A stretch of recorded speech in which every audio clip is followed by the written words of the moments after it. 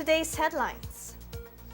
Comelec Chairman Juan Andres Bautista on Monday officially leaves his post as Malacanang accepts his immediate resignation.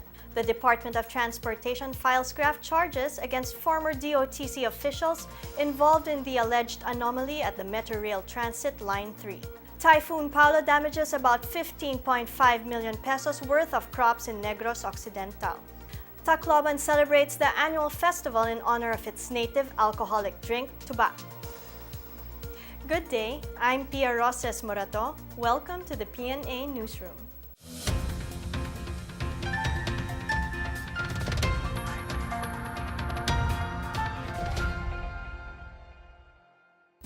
Commission on Elections Chairman Juan Andres Bautista on Monday officially left his office after receiving a letter from Malacanang that his resignation has been accepted effective immediately.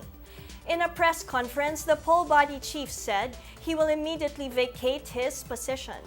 According to the letter signed by Executive Secretary Salvador Medialdea dated October 23, Bautista's resignation has been accepted by President Rodrigo Duterte. Bautista expressed mixed emotions on Malacanang's letter which he received on Monday. Bautista tendered his resignation last October 11 with an effectivity date of December 31, 2017, citing the need to attend to his family's needs as the main reason for resigning. Bautista said the acting chairman of the poll body will be discussed in the N-Bank session today.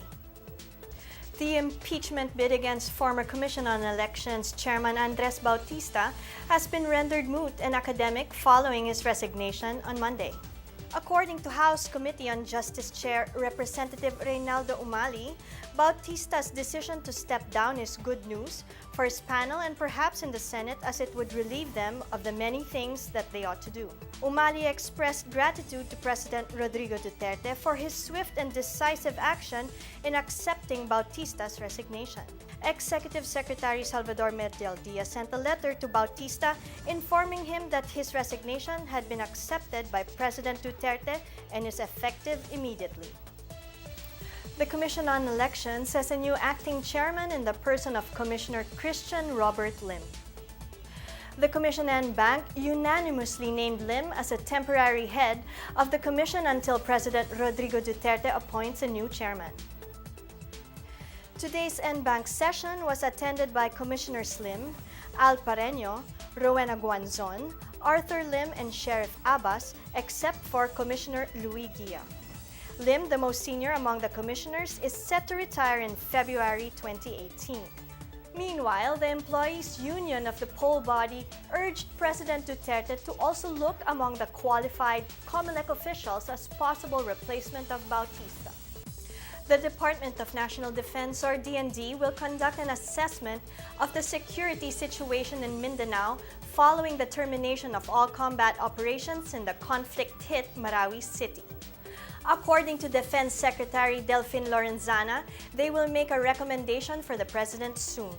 Lorenzana is referring to the military's recommendation on whether or not to lift martial law in Mindanao. The defense chief hopes that reclaiming Marawi will be seen by other countries in the region as a successful fight against insurgents following the termination of combat operations in Marawi City. For Philippine National Police Chief Director General Ronald De La Rosa, he, however, sees no more reason to extend martial law again in Mindanao. According to De La Rosa, the priority of the PNP is the reconstruction of the Marawi police station, which was occupied and burned by Maute terrorists. He also said that it is important for the PNP to boost its morale and to build the PNP Marawi station in the soonest possible time, as it is the symbol of their authority in the city. President Rodrigo Duterte declared martial law in Mindanao on May 23, 2017, after the ISIS-inspired Maute terrorist group took siege of Marawi City. Martial law in Mindanao was extended until the end of this year. De La Rosa said that it is just proper to have martial law in Mindanao until December 30, 2017, with the end of war in Marawi City. Australian Defense Minister Senator Marise Payne on Monday affirmed her country's support to the armed forces of the Philippines. According to Payne, the Marawi incident is an opportunity for both countries to exchange views on key security issues that challenge the region every day, such as terrorist activities. Payne made this statement as she visited the crew of the AP-3C Orion reconnaissance plane, which is currently taking part in surveillance operations in Marawi City. She also expressed her gratitude to the men and women belonging to the Australian Air Force and part of the Australian Defence Forces who participate in operation during the Marawi siege. Each AP-3C Orion is manned by 12 crew. Operating mostly at night since June, the AP-3C plane fly over the main battle area of Marawi City armed only with an electro-optic system. It is a large camera which can monitor any ground movements and relative positions of people, vehicles, or animals. Still to come, the DSWD warns the public against a fake Facebook account promoting child adoption.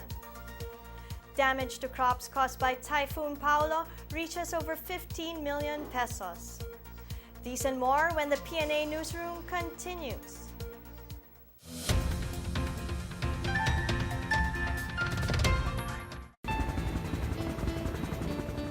First of all, I apologize to the Maranao people. Hindi namin ito ginusto.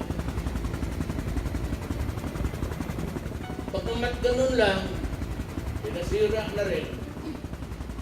Babalik kami dito, mga sibilyan. Wag ho ninyong galawin because they will rebuild Marawi.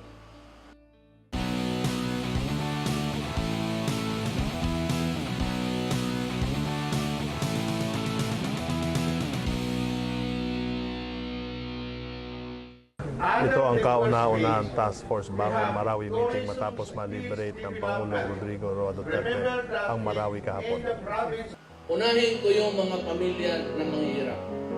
Ladies and gentlemen, I hereby declare Marawi City liberated from the terrorist influence that marks the beginning of rehabilitation of the city. Ang rehabilitation plan para muling gawing economic hub ng Lanao del Sur ang Marawi ay nakatutok sa 5 sektor. Una, development, administration and governance. Pangalawa, social development. Pangatlo, business and livelihood. Pang-apat, peace and security. At panglima, ang reconstruction and infrastructure. Pina-finalize na ho ang master plan para sa rehabilitation at reconstruction ng Marawi City. Pangako nga ni Pangulong Duterte na gagawin namin ang lahat upang makarating ang social services at housing assistance para sa mga kapatid nating Maranao na uuwi sa isang mas mapayapa at mas maunlad na Marawi. I can guarantee you, sinasabi ko na sa inyo ngayon, walang iwanan.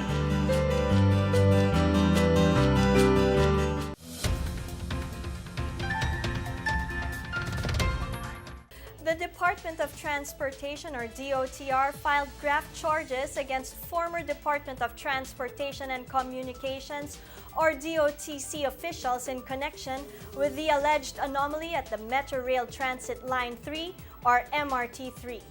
Charged before the Office of the Ombudsman were former DOTC Secretary Joseph Emilio Abaya, Undersecretaries Edwin Lopez, Rene Limcauco, and Catherine Jennifer Gonzalez, as well as former MRT General Manager Roman Buenafe.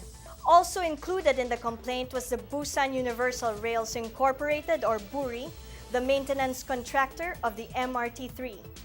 In a 29-page complaint, the DOTR finds it anomalous that while the joint venture of Busan was the one who participated in and won the bidding, the actual maintenance works of the MRT3 and who actually receives payments is BURI, which is a totally different entity. The notice of award was issued to Busan JV on December 23, 2015.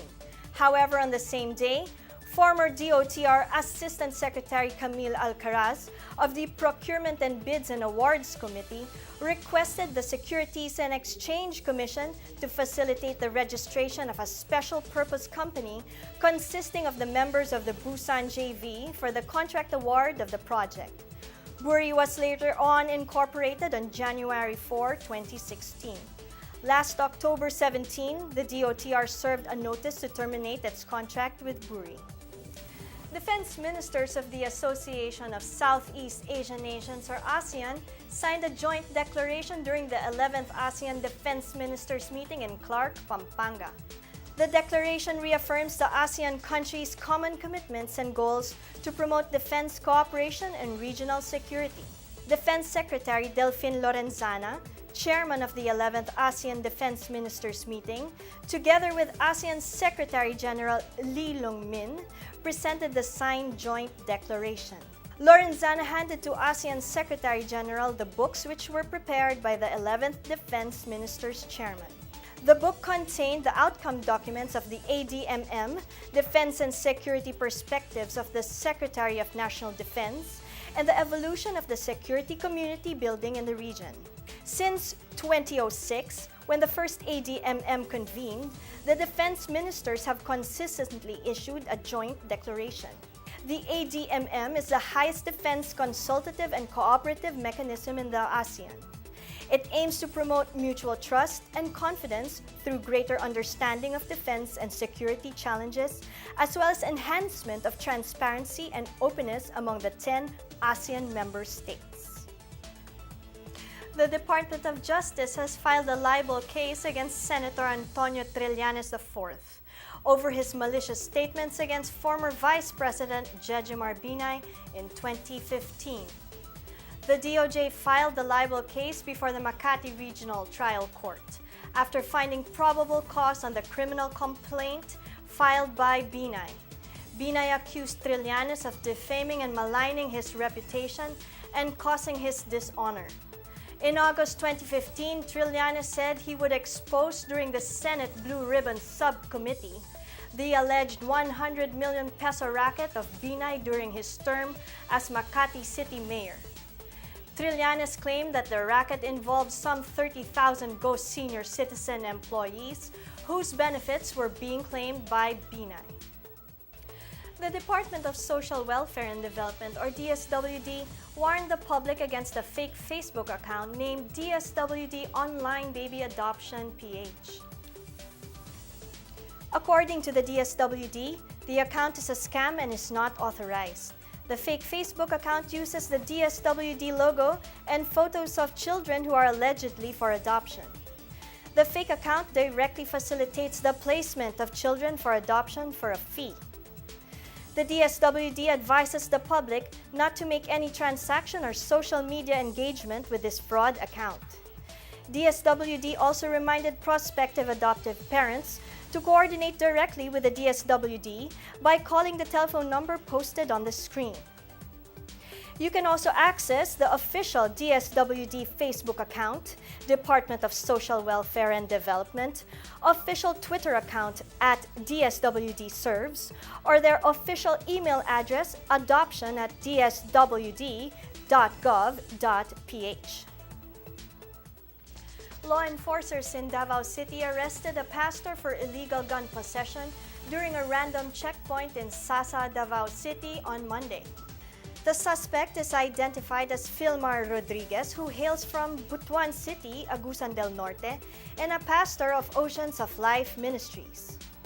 Rodriguez was arrested at a random checkpoint conducted by Task Force Davao at KM11 Sasa. Authorities found a caliber .45 loaded with ammunition in the driver's seat. The suspect cannot present license to own and possess firearms and permit to carry firearm outside residence. According to Rodriguez, he accidentally carried this gun while entering Davao City and that he has no bad intention with a gun. Rodriguez is now detained at Sasa Police Station.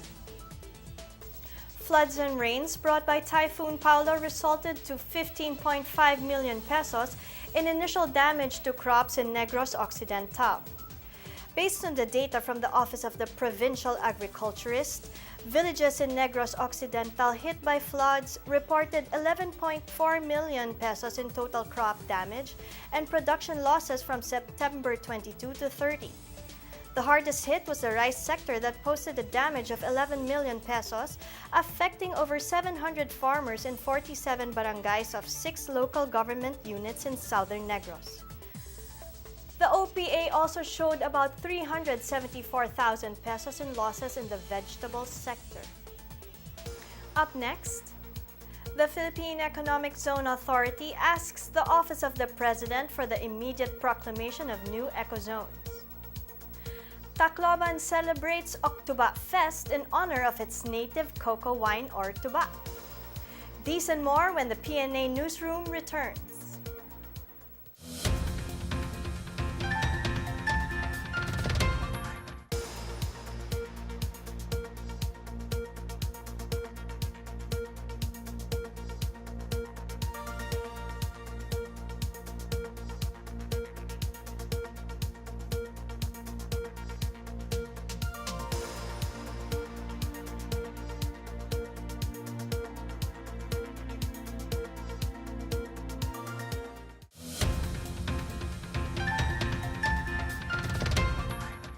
Only 6 out of the 58 applications for economic zones were released by the Office of the President this month. The Philippine Economic Zone Authority is asking to fast-track the approval and proclamation of new ecozones. Our reporter Chris Mundo has the details. The Philippine Economic Zone Authority or PEZA is asking the Office of the President to accelerate the approval and proclamation of new economic zones. This is after only 6 out of 58 applications for economic zones were released as of early this month. PEZA Director General Charito Plaza says potential investments reach 500 billion pesos, including industries to be built within these ecozones. She adds that the principals of these projects would like to fast-track the development of these ecozones before they decide to move their investments to other countries such as Vietnam. The Philippine Chamber of Commerce and Industry or PCCI also echoed calls for the presidential proclamation of these ecozones, adding that a delay has caused concern among PEZA investors. PCCI added that companies are also delaying their investments as they wait for their projects to be PEZA registered. For PNA Newsroom, I'm Chris Mundo. 2 Chinese companies are presently scouting locations to build their facilities here in the Philippines. Steel manufacturer Wheelie Investment Fund Management is targeting to invest $3 billion for an integrated steel manufacturing facility that will employ 6,000 personnel by 2022. On the other hand, Yiding Tai eyes a $1.5 billion shipbuilding and ship repair facility in the Philippines. The project aims to employ 2,000 people by 2022. It targets to service the frontier island, 15,000 deadweight ton regional size vessels, and provide advanced ship and vessels designing, repair, manufacturing, sales, and financial support. The DTI said the project will produce more jobs for Filipinos and be cost-effective for the said companies. The cocoa winer tuba takes center stage in Tacloban's version of the German beer festival's Oktoberfest. Dubbed as Octuba Fest, the city of Tacloban is celebrating the 9th year of Octuba Fest on October 28 at the Eastern Visayas State University Auditorium. This year's competition features the Best Bahal and Bahalina or Old and Aged Tuba, Best Kutil or Special Wine Mixture, and Best Tuba Infused Dish Cooking. For the open category, there is an on-the-spot kawit or tuba container painting, monochromatic tuba painting contest, and Octuba photo contest. The event led by Anwaray Party List is said to be the biggest gathering of tuba producers in the region. Octuba Fest aims to promote the cultural heritage and the tuba industry of Leyte and Samar and show support to the region's coconut industry. Tuba wine is an alcoholic beverage generated from the sap of coconut palms. In Leyte, the wine is matured for up to 1 to 2 years. Filipino professional boxer Jeffrey Claro died after collapsing during a sparring session last week. The 20-year-old Claro went down during a sparring session in Mandaluyong last Friday afternoon. He passed away Sunday morning at the Hospital ng Maynila. The Games and Amusements Board, or GAB, sent its condolences to Claro's family. The family also received financial help for their hospital expenses. It has already arranged for Claro's mortuary and funeral services and the free transport for his remains to his hometown in Coron, Palawan. Claro's remains will be in Pasay City until Thursday. The Southpaw Claro was practicing for a scheduled fight on the first week of November. Pag-asa has detected a tropical depression that may enter the Philippine area of responsibility in the coming days. The tropical cyclone was last seen east of Mindanao with maximum sustained winds of 55 kilometers per hour and gustiness of up to 65 kilometers per hour. It is moving northwest at 20 kilometers per hour. Pag-asa said it may enter the country within the next 36 to 48 hours and it will be named Kedan. Meanwhile, Mindanao, Western Visayas, and Palawan will experience cloudy skies with scattered rains and thunderstorms brought by the Intertropical Convergence Zone. Metro Manila and the rest of the country will experience partly cloudy to cloudy skies with isolated rains or thunderstorms. Let's take another look at today's headlines. Comelec Chairman Juan Andres Bautista on Monday officially leaves his post as Malacanang accepts his immediate resignation. The Department of Transportation files graft charges against former DOTC officials involved in the alleged anomaly at the Metro Rail Transit Line 3. Typhoon Paolo damages about 15.5 million pesos worth of crops in Negros Occidental. Tacloban celebrates the annual festival in honor of its native alcoholic drink, tuba. The holidays are coming soon. It's 62 days before Christmas. For more stories, please log on to www.pna.gov.ph or visit the PNA page on Facebook and Twitter. And that's your daily dose of the hottest news and the latest information that you need to know from the PNA Newsroom. I'm Pia Rosas Morato. Good day.